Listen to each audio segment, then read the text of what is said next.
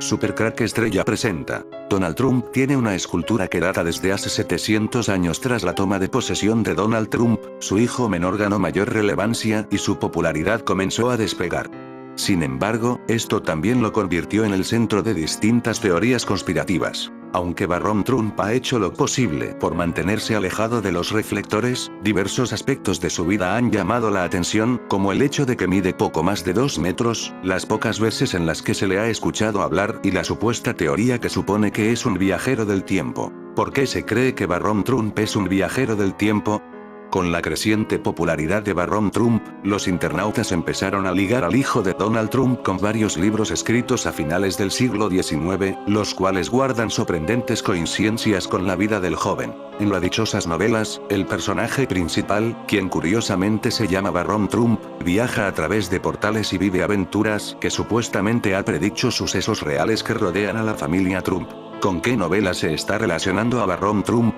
Las obras en cuestión se llaman Los viajes y aventuras del pequeño Barron Trump, y su maravilloso perro Bulger y el maravilloso viaje subterráneo de Barron Trump, mismas que fueron escritas en 1889 y 1893, respectivamente, por el abogado y novelista estadounidense Ingersoll Lockwood. En los libros, el autor describe al personaje principal como un joven inteligente y millonario que viaja por distintas partes del mundo y vive en un lujoso castillo ubicado en la Quinta Avenida, lo que para muchos se relaciona con la emblemática Torre Trump, que se encuentra en el mismo lugar. La novela que más ha llamado la atención es El último presidente, publicada en 1900, ya que presenta una serie de inquietantes similitudes con el político republicano.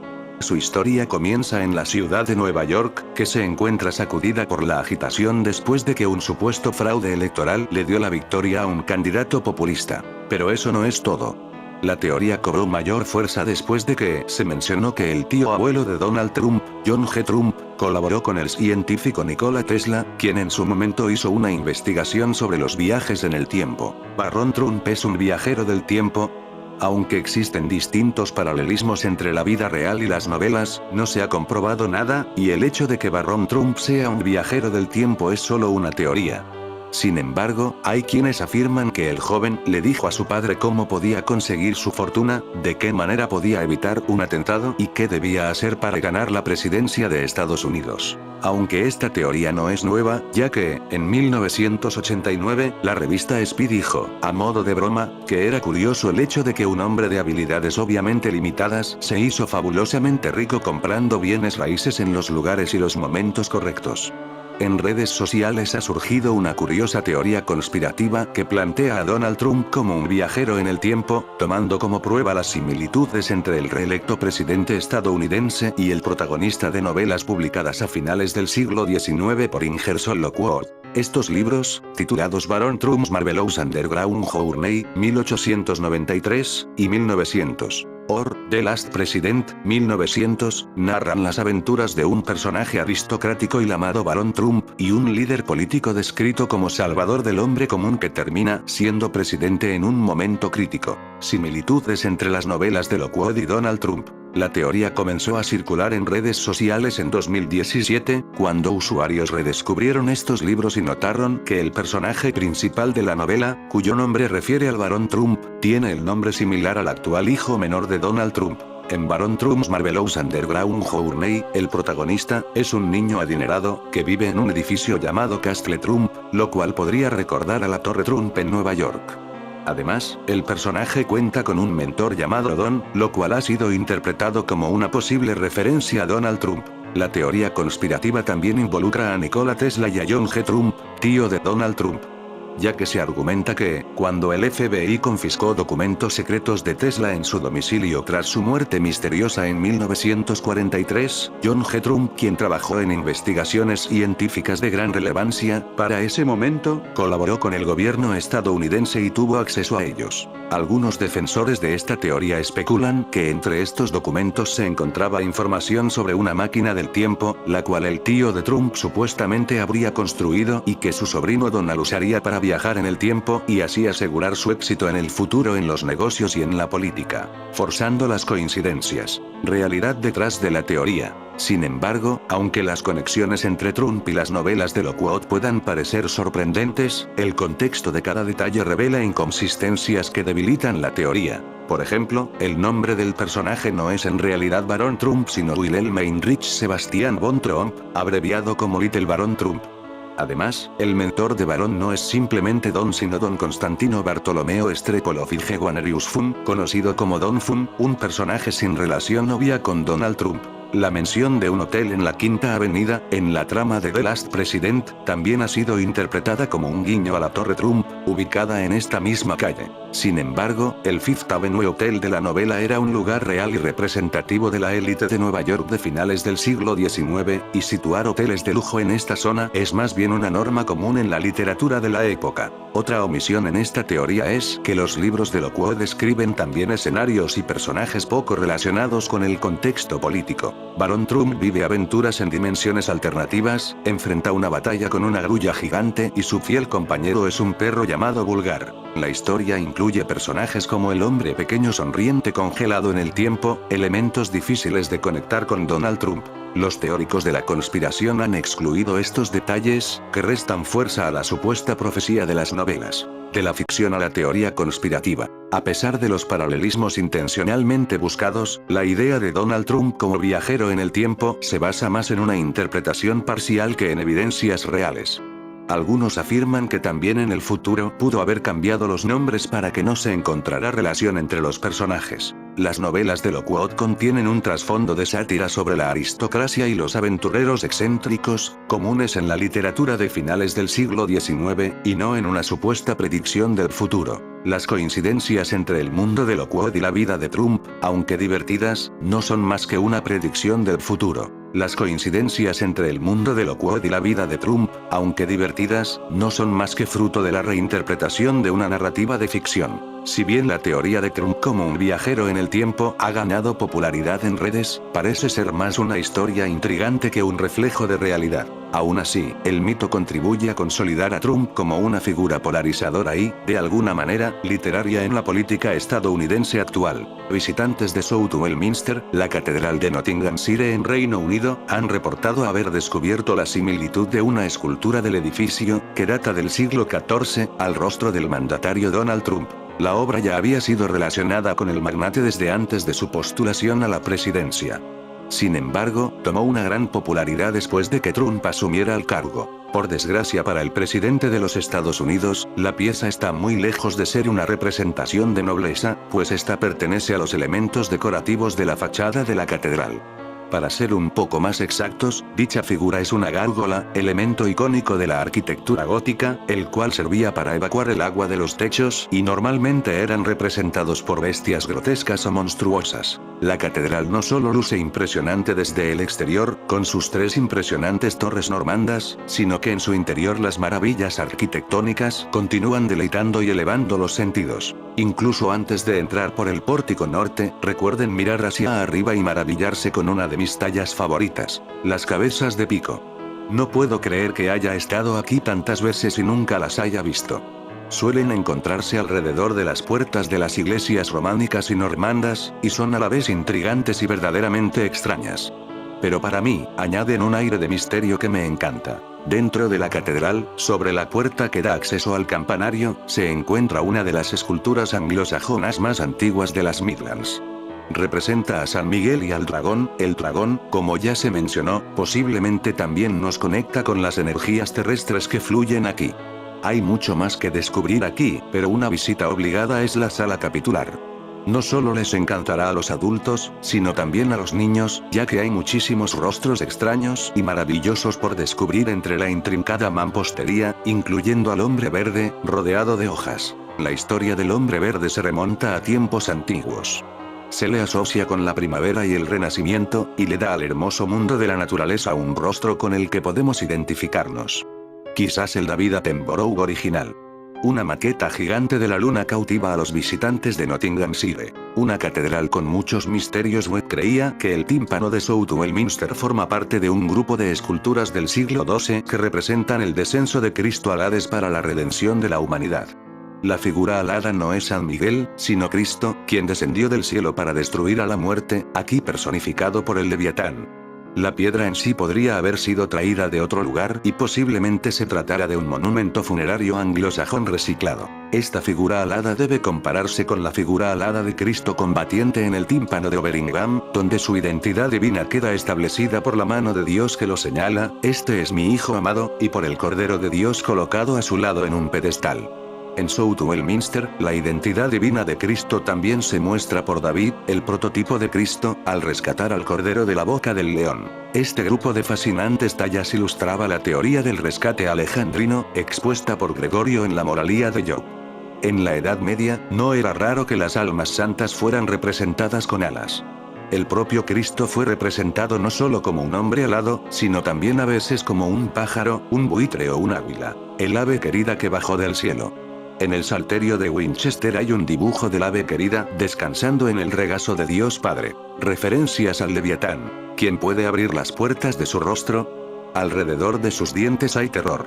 Sus fuertes escamas son su orgullo, cerradas como un sello hermético. Una está tan cerca de otra que el aire no puede pasar entre ellas. Están unidas una con otra. Se adhieren entre sí, de modo que no pueden separarse.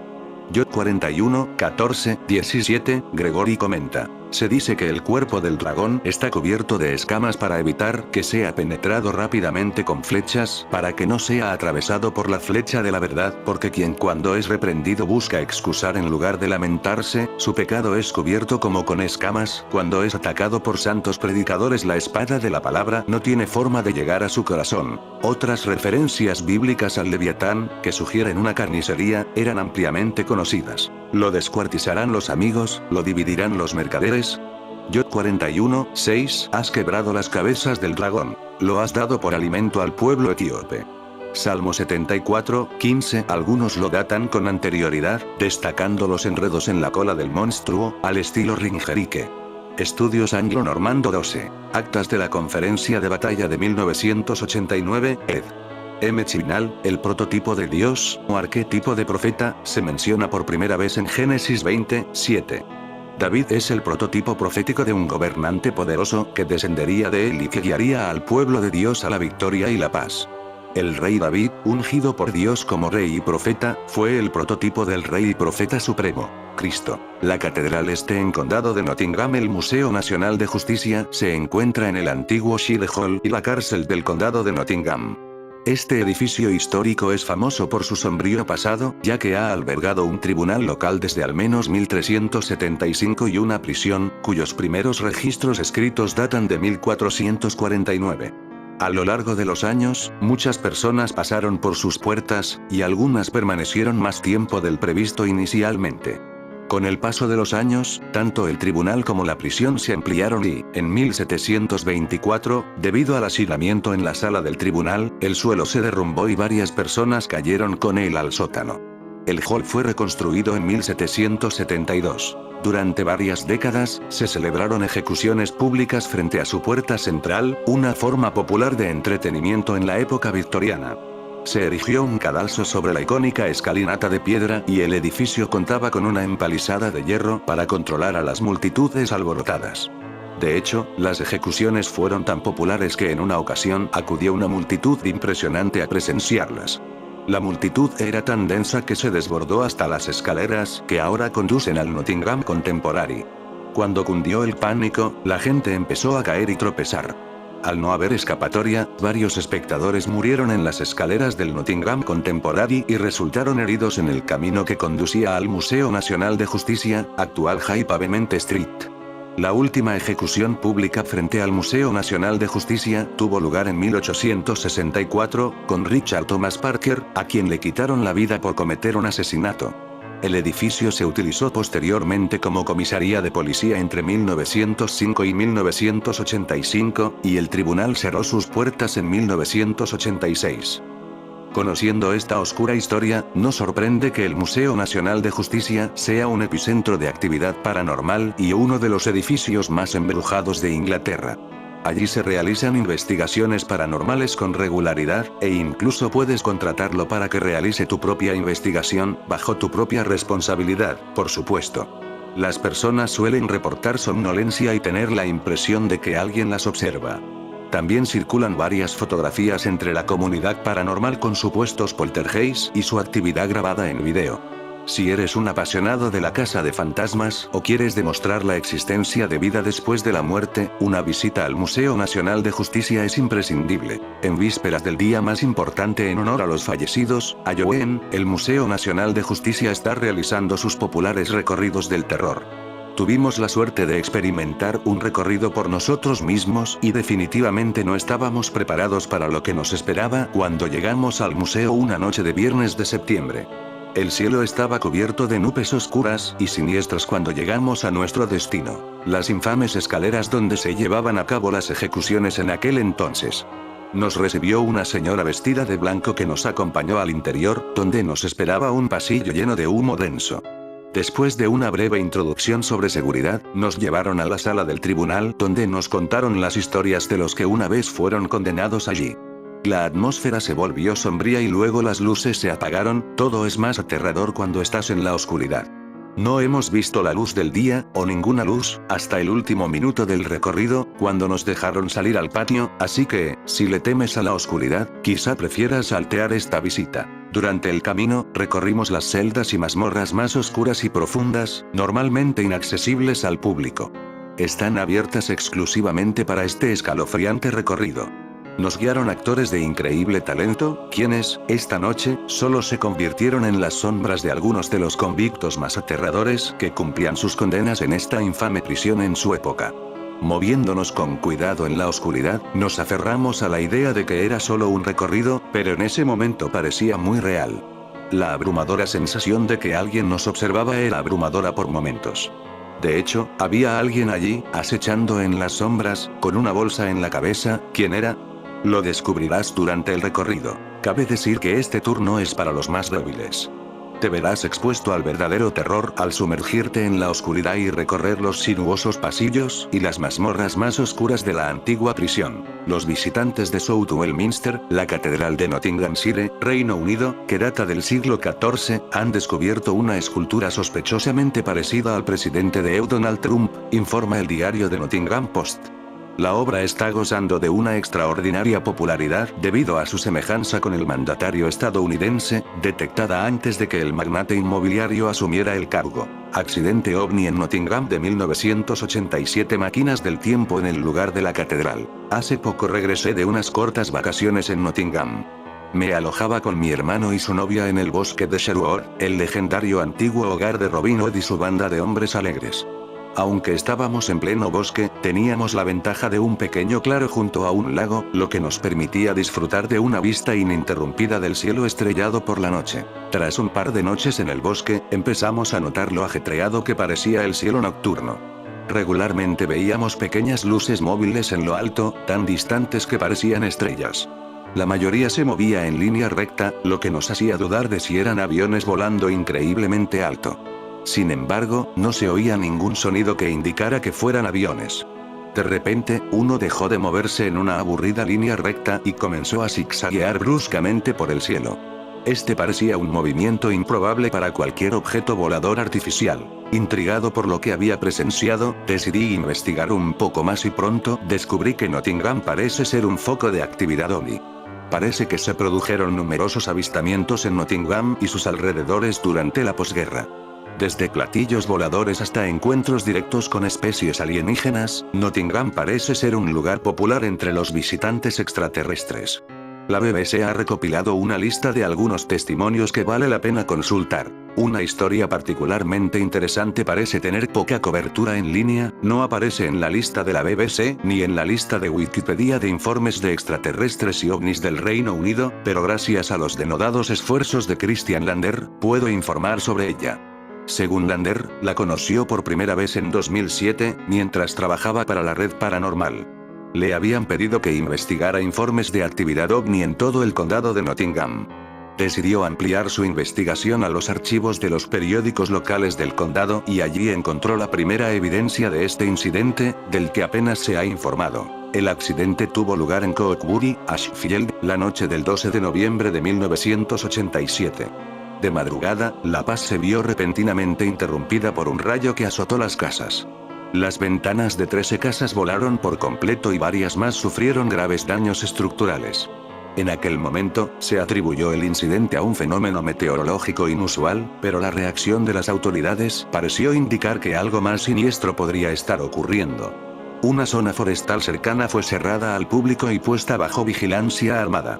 Se interrogó exhaustivamente a los vecinos sobre lo que habían visto y oído, y se establecieron controles de carretera para garantizar que todo el tráfico que entraba y salía de la zona del accidente pudiera ser registrado. Lander alegó que, tras el incidente, muchos residentes locales se presentaron para explicar lo que habían experimentado, y muchos afirmaron que se había producido una colisión aérea.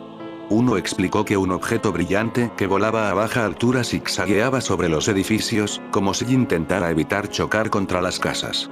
Otros lo describieron como una bola de luz que oscilaba, siguiendo los contornos del terreno. La zona acordonada por las autoridades tras el incidente de 1987 se conoce como el Bosque de los Ladrones. Antes del accidente, esta zona ya tenía fama de actividad paranormal, con informes de criaturas extrañas y fantasmas que se remontan a siglos atrás.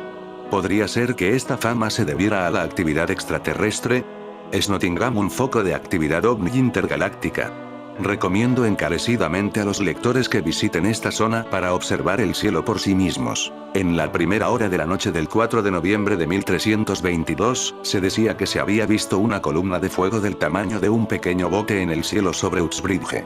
Unos 65 años después, se produjo una especie de oleada de ovnis, un término moderno usado para describir una serie de avistamientos a lo largo de un período de tiempo, sobre Leicester y partes de Northamptonshire cuando, entre noviembre y diciembre de 1387, se vio una rueda de fuego giratoria y ardiente, junto con largos rayos de luz ardiente, en el cielo nocturno. Aunque estos dos casos se citan con frecuencia para respaldar la existencia de naves extraterrestres, no se proporciona ninguna fuente original que verifique los relatos. Sin embargo, existe un caso medieval del fenómeno ovni observado por 5.000 testigos sin acceso a la información, que, hasta donde yo sé, nunca se ha utilizado para respaldar la idea más fantasiosa de naves extraterrestres. Me encontré con esta referencia mientras investigaba para un artículo sobre la que quizás sea la batalla más sangrienta jamás librada en suelo inglés. La batalla de Stokefield, que tuvo lugar cerca de Ashtestoke, un pueblo de Nottinghamshire, a unos 21 kilómetros al noreste de Nottingham, se considera generalmente la última batalla de la Guerra de las Rosas. En la mañana del 16 de junio de 1487, las fuerzas rebeldes yorkistas, bajo el mando de John de la Pole, conde de Lincoln, se habían posicionado en un terreno elevado al suroeste del pueblo. Acercándose rápidamente desde Nottingham, se encontraba la vanguardia del ejército del rey Enrique VII, liderada por el conde de Oxford. Poco antes del inicio de las hostilidades, testigos oculares contemporáneos relatan que se avistaron luces inusuales en el cielo sobre el ejército yorkista. Estas fueron interpretadas como malos augurios por las fuerzas lancastrianas y provocaron varias deserciones. Sin embargo, las palabras de aliento de Oxford y otros nobles pronto restablecieron el orden. Es interesante notar que cualquier fuerza lancastriana que se acercara a Ashtestoke desde Nottingham lo habría hecho utilizando la antigua calzada romana, Fosse Way. Desde el cruce de Newton, un tramo recto discurre casi en dirección noreste durante 10 kilómetros y medio hasta el cruce de Ashtestoke. Utilizando programas informáticos modernos, Google Artisan Calc, descubrimos que, para los lancastrianos que se acercaban por este tramo, el sol de la mañana habría aparecido detrás y por encima del ejército yorkista. Dado que las extrañas luces parecen haber sido presenciadas únicamente por los lancastrianos, podrían haber sido causadas por la luz solar reflejada por los blindados yorkistas, al rebotar en las nubes bajas. Esto sería similar al efecto de usar un espejo para reflejar la luz en el techo. Por supuesto, todo esto es pura especulación, pero ¿podría ser esta la explicación del primer caso ovni registrado en Nottinghamshire? Al final de la Segunda Guerra Mundial, oficialmente alrededor de 1947, la creciente tensión y hostilidad entre la antigua Unión Soviética y los aliados occidentales, liderados por Estados Unidos, dio inicio a un período histórico conocido como la Guerra Fría. Desde el inicio de este falso conflicto, ambos bandos se embarcaron en una carrera armamentista, un intento por desarrollar armas nucleares más grandes y mejores, así como los medios para lanzarlas. Para 1959, de nuevo, ambos bandos estaban igualmente inmersos en una carrera espacial. Un intento por ser los primeros en enviar un hombre al espacio. Actualmente, se cree ampliamente que no es casualidad que el auge del fenómeno ovni en Estados Unidos coincida exactamente con estos acontecimientos. A principios de la década de 1950, el fenómeno ovni en Estados Unidos se había convertido en un objeto de culto.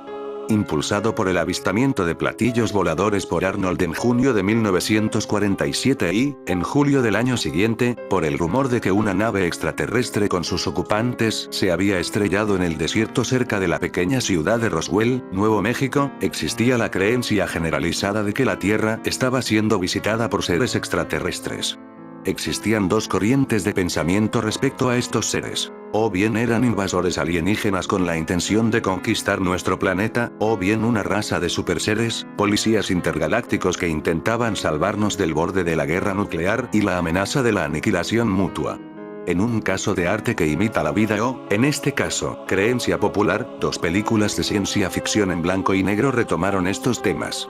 El día que la Tierra se detuvo, estrenada en 1951, Policías Galácticos, y la Tierra contra los platillos voladores, estrenada en 1956, Invasión Hostil. No pasó mucho tiempo antes de que las afirmaciones de contacto con, y posteriormente, abducciones por, estos seres comenzaran a aparecer en los medios.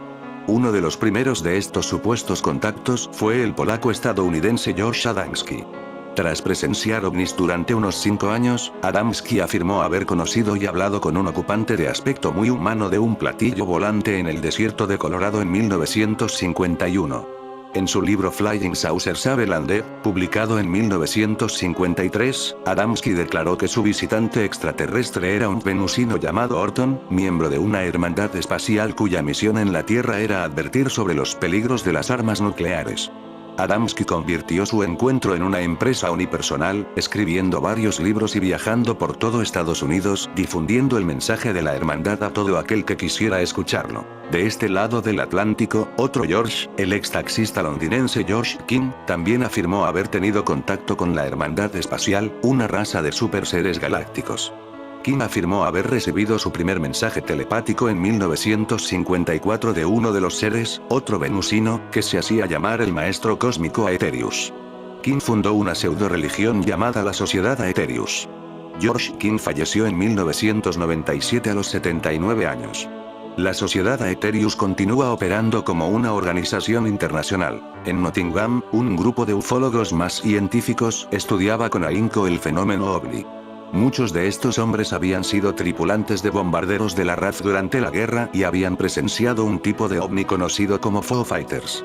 Estas extrañas bolas de luz roja, naranja o, a veces, blanca, se reportaron por primera vez junto a un escuadrón de aviones estadounidenses en noviembre de 1944.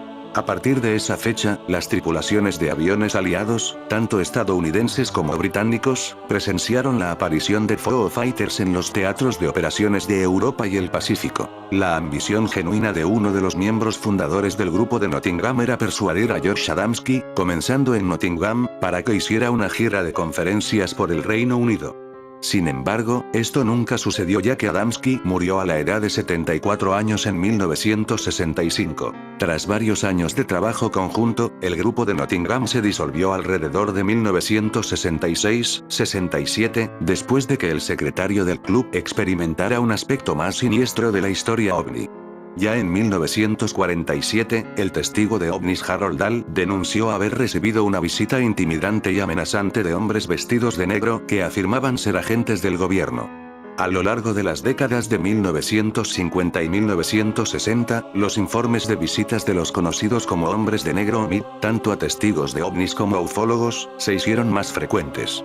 La opinión popular era que los MIB eran auténticos agentes del gobierno o, en algunos casos, auténticos extraterrestres. El secretario del club de Nottingham, un hombre de 60 y pocos años, que había estudiado el fenómeno ovni durante varios años y había acumulado una biblioteca de libros y archivos, anunció que había recibido una visita de MIB en su casa de Wollaton. Estos dos hombres le habían dicho sin ambajes que, a menos que abandonara su interés por los ovnis, su casa sería bombardeada. A los pocos días de la supuesta visita, vendió o regaló toda su colección de libros, fotos y diarios, y eliminó toda referencia a ovnis de su casa.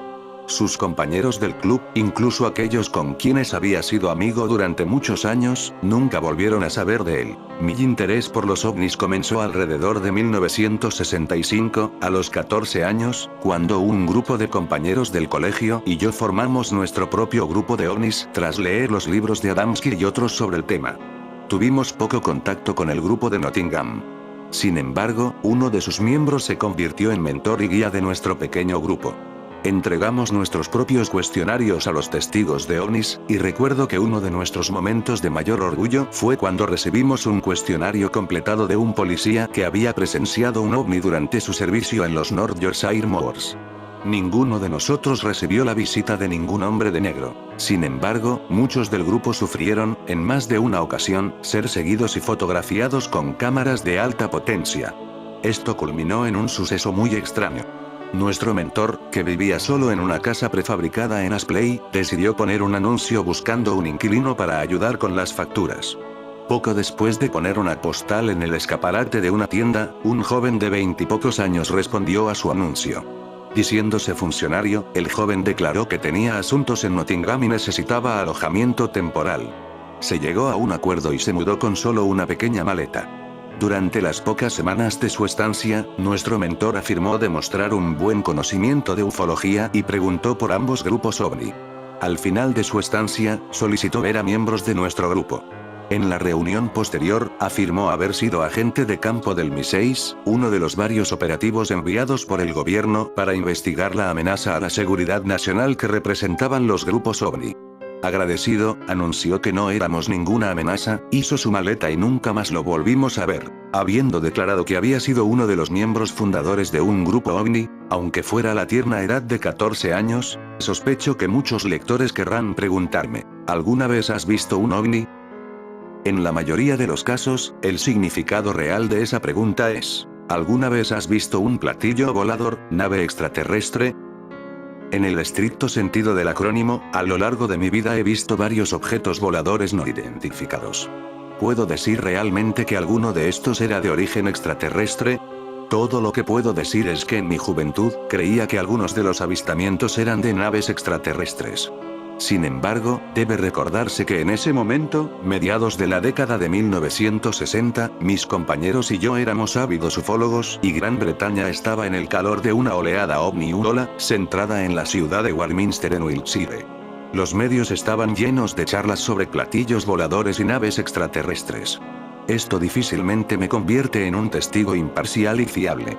Por la naturaleza misma de las cosas, si pudiera decir honestamente que he visto un platillo volador, ese avistamiento en particular dejaría de clasificarse como ovni. Relataré el relato de un avistamiento de ovni de principios de la década de 1970, cuando mi mentalidad era diferente, y dejaré que el lector responda a la pregunta. Una clara tarde de invierno, alrededor de las 10 de la noche, llevaba a mi entonces novia, ahora mi esposa, a su casa en Chilwell. Nuestra ruta nos llevó a través de Bilborough, pasando por el pueblo de Estrelley y hacia el sur por Coventry Road. Para quienes no conozcan la zona, se trata de una carretera semirural en el extremo oeste de la ciudad de Nottingham. Habíamos llegado al cruce de Estrelley y estábamos girando hacia Coventry Road, cuando ambos vimos en lo alto del cielo un objeto brillante y móvil, parecido a una estrella, que se acercaba desde el sur.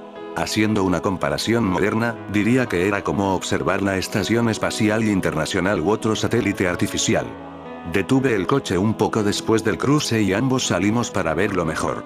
Casi de inmediato vimos que había un segundo objeto idéntico acercándose desde el norte. Ambos parecían estar a punto de colisionar, volviéndose más grandes y brillantes a medida que se acercaban.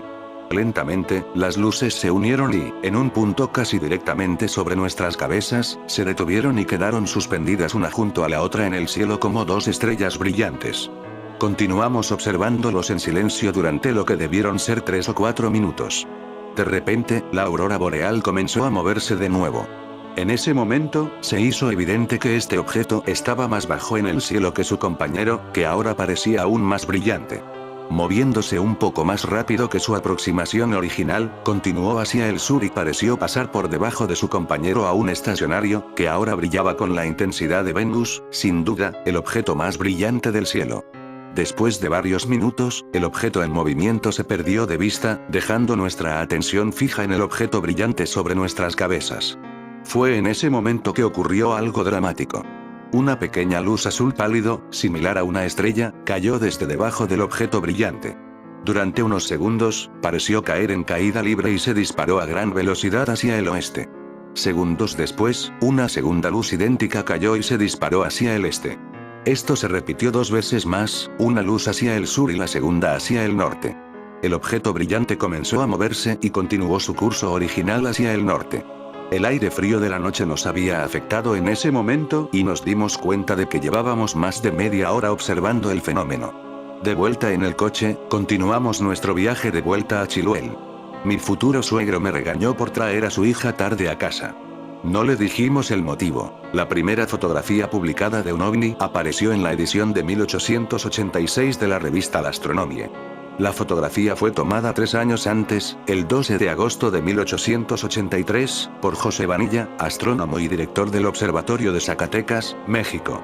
Vanilla observaba la corona solar cuando avistó lo que posteriormente describió como un objeto con forma de grillo que pasaba sobre la superficie del Sol.